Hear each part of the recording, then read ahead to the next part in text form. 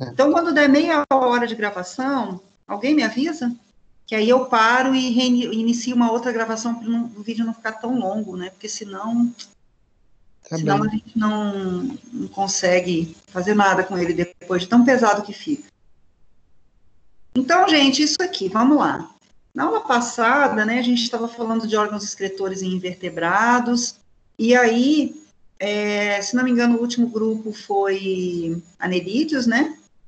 Nós falamos de protonefrídeos, eu expliquei como é que é uma estrutura de anerídeo, como é que é um órgão excretor. E hoje a gente vai continuar falando de como que os crustáceos fazem a excreção. Né? Alguém já ouviu falar aí em cabeça de camarão?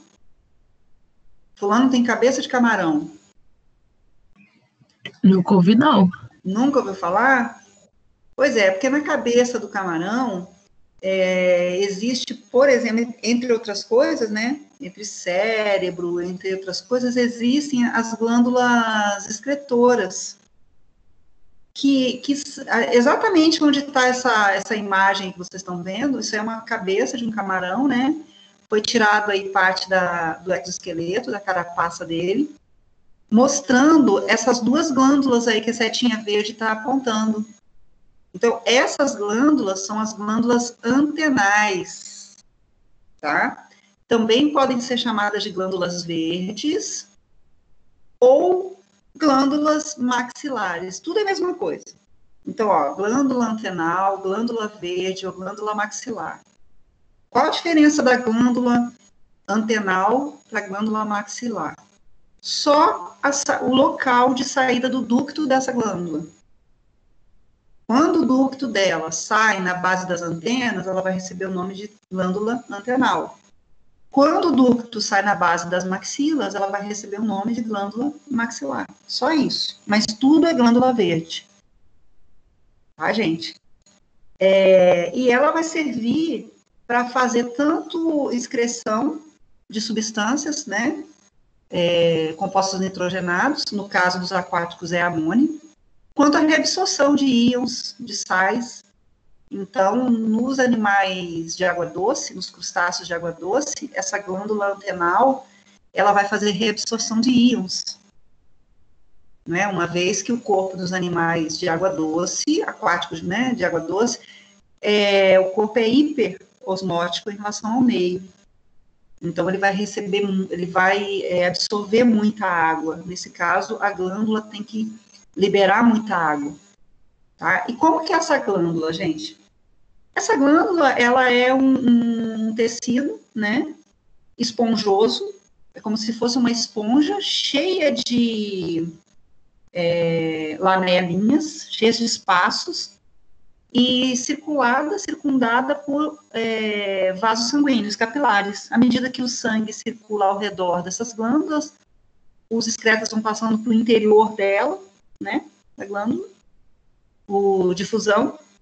A glândula concentra essas substâncias e elimina pelo aquele ducto que eu falei para vocês, que ou vai sair na base das antenas, ou vai se abrir na base das maxilas. Simples assim, tá? Essa glândula é bem fácil. Quem ficou com um crustáceo? Quem vai fazer o modelo de crustáceo? Eu. Então, você tem que pensar nesse, aí você vai para o livro, vai pesquisar, né? O seu é bem fácil de fazer. Uma sugestão? Não vou dar sugestão, vou deixar você quebrar a cabeça. Pode dar uma sugestãozinha aí. De repente, Bruno, Bruno, né? Uhum. Porque eu não estou te vendo aqui lá no Teams. De repente, você pode usar como tecido uma esponja. Esponja? Não falei para você que esse tecido é um tecido esponjoso? Cheio de espaços? Ele tem capacidade de absorver, né? E concentrar. Então, lembra que isso tem que estar circulado de capilares. Então, pensa como é que você vai fazer isso. E tem que ter um ducto. Então, Bruno, você pode esquematizar. Lembra que eu falei para vocês que vocês têm que fazer um esquema situando o órgão? Nem que esse esquema seja um desenho. Uhum. Você pode fazer o desenho de uma cabeça de um camarão, parecida com essa daí, mostrar a glândula, a localização dela e ampliar, fazer o modelo da glândula só. Ah, entendi. Muito fácil, dá para fazer uma coisa bem feita, bem bacana, tá? Uhum. Então, nos crustáceos, de maneira geral, tá, gente, eles excretam por essas glândulas verdes aí, tá? Sempre situada nessa região da cabeça aí. Bom, a gente está falando de artrópoda, né? Crustáceo é uma artrópoda. Vamos falar agora de inseto. Se não me engano, é a Larissa que vai fazer. Não, Então, não, gente, Paulinha. Eu sou a Nelídio Equinodermo. quem que vai fazer inseto?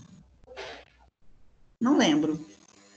Tem aqui, Larissa mandou. Ah, gente, falar nisso, eu vou colocar lá os grupos, né?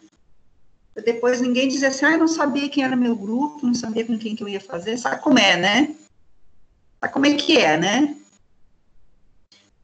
Então, gente, é interessante. Vamos analisar primeiro o comportamento dos insetos, né? Se a gente pega insetos de regiões adaptados para regiões com muita água, né? A gente vai ter uma situação. Mas se a gente falar de insetos que vivem em regiões com deficiência de água, em desertos, por exemplo, a gente já vai ter uma outra situação, né?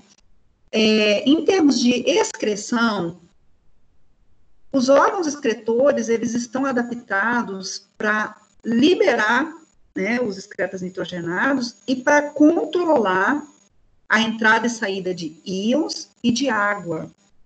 Então, para os insetos que vivem em ambientes desérticos ou regiões muito secas, né, claro que o sistema excretor deles vai estar adaptado para isso. Adaptado como? Que órgão excretor seria esse? Qual o nome desse órgão excretor? Né? Na verdade, não é um único órgão, é um sistema de túbulos, são vários túbulos, tão fininhos como um fio de cabelo humano. Quando a gente abre uma barata, quando a gente disseca uma barata, ou qualquer outro inseto, mas eu fazia isso muito em barata, a gente consegue ver o intestino dela com esses túbulos de Malpighi aí de maneira muito didática, muito fácil de ver. Então, aqui à esquerda, em cima, a gente tem, né, uma formiguinha, uma formiga, e aqui mostrando a região do abdômen, em escuro aqui. Então, vamos pegar o abdômen dela e vamos ampliar para cá. Os túbulos de Malpighi, eles vão estar na região abdominal do animal, tá? Então, aqui está mostrando o abdômen. E eles vão estar associados ao intestino. Isso aqui que vocês estão vendo a setinha aqui, cursor? Uhum. Tudo isso aqui, esse túbulo que vocês estão vendo aqui é o intestino, ó. Gente, então, vocês estão vendo? Ah, tá. Estou vendo agora. Tá vendo? Agora sim. Olha, aqui é um pedaço do intestino médio e aqui é o intestino posterior. Então, os túbulos de Malpighi, eles vão ficar exatamente nessa região, né, entre o intestino médio e o intestino posterior. É uma série de túbulos, gente, ó, que se continua, o intestino, ele lança esses túbulos, tá vendo aqui, ó? Esses túbulos, eles são, existe uma luz, claro, né, um túbulo, tem uma luz, uma zona aqui aberta, e eles têm um fundo cego, como se fosse dedo de luva. O fundo deles é cego, não é aberto, aqui é fechado. Aqui foi feito um corte para mostrar a parte interna, né?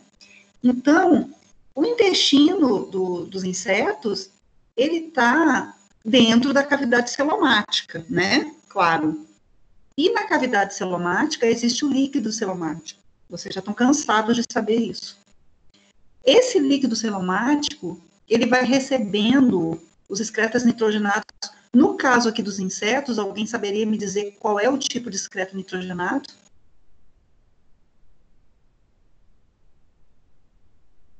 O que eles excretam? Amônia, ureia, ácido úrico, não sei. Vou pensar, amanhã eu dou a resposta. O que eles excretam, gente? Eu acho que é ácido úrico. Muito bem, Larissa, eles excretam ácido úrico. Então, o ácido úrico que vem de todos os tecidos do animal, né, vão se aglomerando, vão se concentrando nesse líquido celomático aí. E aí, o que acontece? Por diferença de concentração, vai ficando mais concentrado no meio externo do que no meio interno aqui dos túbulos. Então, vai entrando água, né? Junto com a água tá aqui, ó. Entra ácido úrico, sódio, potássio, né? Entram no interior desses túbulos. Esses túbulos, então, vão jogando esse material para o interior do intestino, tá? Vai para o interior do intestino e é lançado aqui para o meio externo, vai sair lá no ânus, ó, vai passar aqui pelo reto. Nessa região do reto, esse ácido úrico, ele precipita, formando cristais, tá, gente?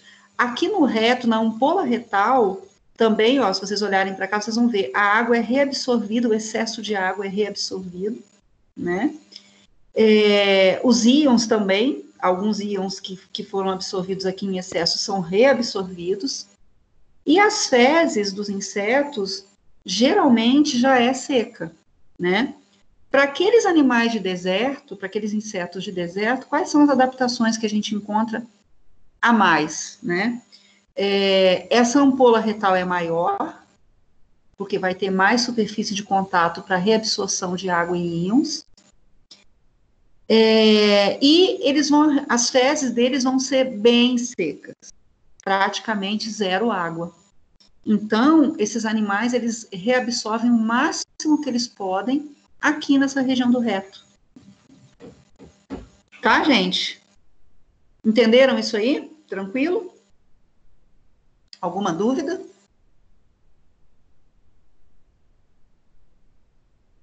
Tranquilo?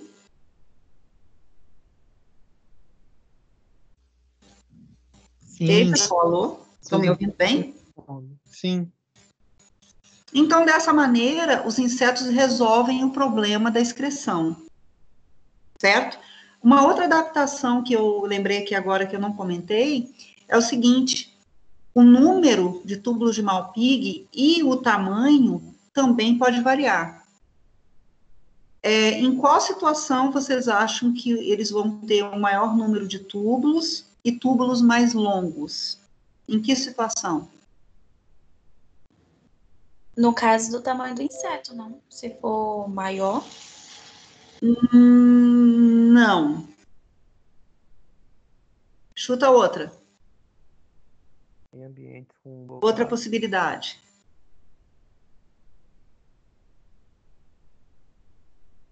Você está querendo dizer proporcionalmente ao tamanho dele, né? Priscila? Isso. Ok. Não, mas aí a gente está falando proporcionalmente. Eu estou falando assim, se você pegar, vamos supor, insetos de uma mesma família, que uma espécie vive num ambiente que tem muita água, outra espécie de uma mesma família vive num ambiente que tem pouca água, vamos supor, tá? Quais seriam as diferenças entre eles? Diferenças básicas em termos de excreção. Você falou que seria tamanho. Tá, tudo bem, mas tamanho é proporcional. Não seria exatamente isso. Eu posso falar que aumentaria o número de túbulos para os insetos que vivem em deserto? Eu acho que sim.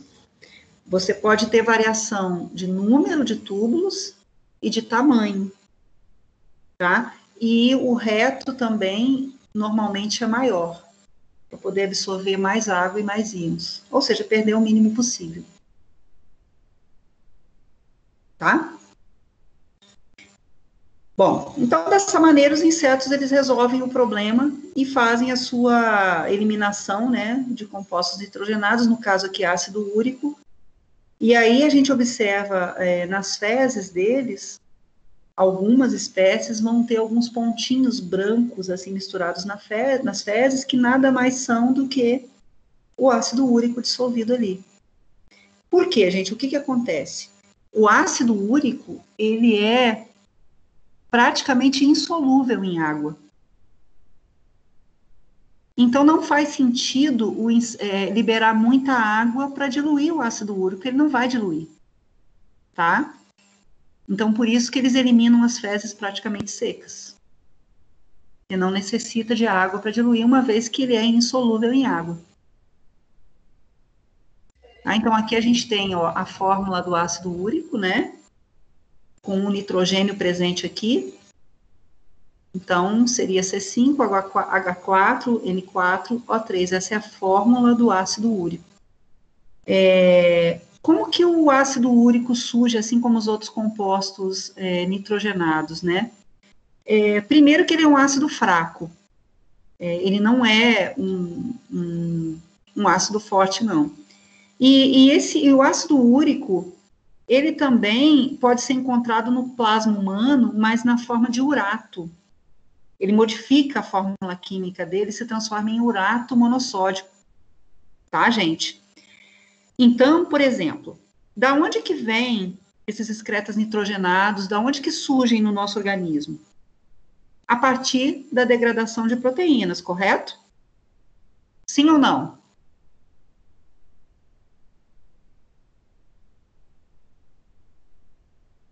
Sim, Claudinha. Sim. Ô, gente, vocês estão me ouvindo bem? Vocês estão muito quietos aí, hein? É porque só eu respondo, né? Eu fico preocupada se está todo mundo me ouvindo, né? Mas se está todo mundo ouvindo, ok. É porque eu não estou lá no chat nem para ver se vocês estão respondendo alguma coisa lá. Eu estou aqui na apresentação, tá? E algumas pessoas acho que estão sem microfone. Ah, então ok. Se não conseguir falar, aí me aciona. Bom, aí eu vou ter que ir lá no chat, eu tenho que sair da apresentação. Aí eu saio aqui da tela, vocês entenderam? Por isso que eu não estou vendo o chat lá. Mas grita aí se não entender. O que acontece, gente? Eu falei para vocês, então, que o ácido úrico, ele é um produto, né, de metabolismo de purina das proteínas, através da ação de uma enzima. O que acontece? No nosso organismo, no ser humano, quando a gente tem uma dieta muito rica em proteína, essa proteína tem que ser degradada, né? Ela vai formar urato, ela vai se transformar em urato monossódico. E esse urato monossódico, ele vai fazer parte, ele vai se acumular nas articulações, no líquido sinovial, quando ele está em excesso, né? Que é aquele, vocês sabem o que é o líquido sinovial, né? Aquele líquido que lubrifica, vamos dizer assim, as articulações. Ele preenche as cavidades articulares, funciona também como um protetor das cavidades, né? E ele lubrifica. Só que quando esse urato monossódico se acumula nessa sinóvia, ele pode causar uma doença chamada gota, que é a inflamação das articulações.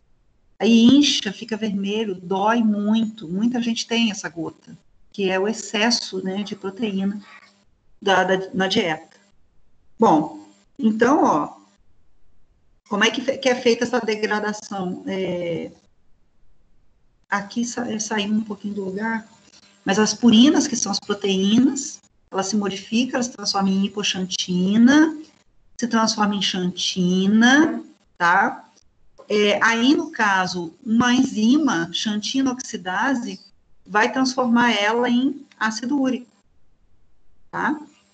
Só que, o que acontece no ser humano? O ser humano, ele perdeu essa xantina oxidase, tá? Nós não temos mais essa xantina.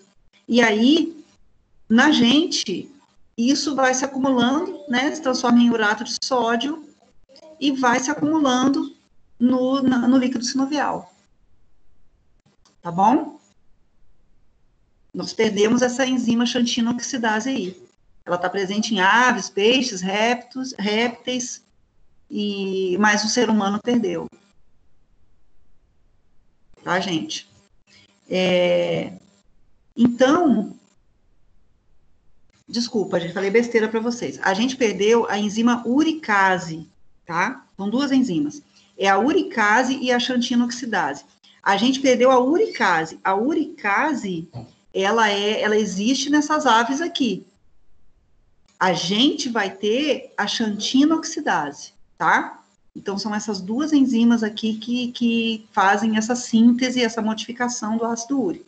No caso, a gente tem só a xantina, nós perdemos a uricase. Bom, então, quem manteve a uricase? Aves, répteis, peixes, né? Que conseguem transformar esse urato em alantoína, né? E a alantoína, ela vai ser de 80 a 100 vezes mais solúvel em água do que o urato. Então, esses animais, quando eles ganharam um ambiente terrestre, uma das vantagens foi essa, né? De conseguir preservar essa uricase aqui para transformar o urato em alantoína com pouca água. Então, isso leva a uma economia de água para aqueles animais que ganharam, passaram a viver no ambiente terrestre. Certo?